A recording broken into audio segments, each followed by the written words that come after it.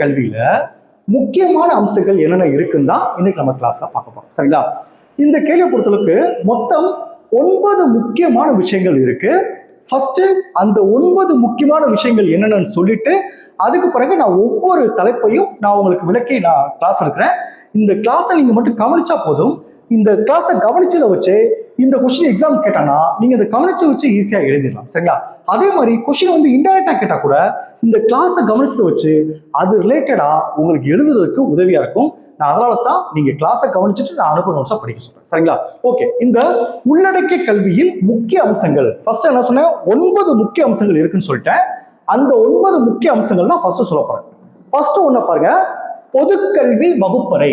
Second one பாருங்க, இது விலக்கி வைத்தலுக்கு எதிரானது. தேர்ட் ஒன்று பாருங்க, இது கற்றலில் உள்ள தடைகளை அகற்றி மிக குறைந்த கட்டுப்பாடுடைய வகுப்பறை சூழலை உருவாக்குகிறது. ஃபோர்த் ஒன்று பாருங்க, உள்ளடக்கிய கல்வி அனைத்து கற்போருக்கும் ஏற்ற கற்பித்தலை வடிவமைக்கிறது. ஃபிஃப்த் ஒன்று பாருங்க, அனைத்து மாணவர்களுக்கும் உதவி அளித்திருக்கிறது. சிக்ஸ்த் பாருங்க, சமயம் மற்றும் பண்பாடு.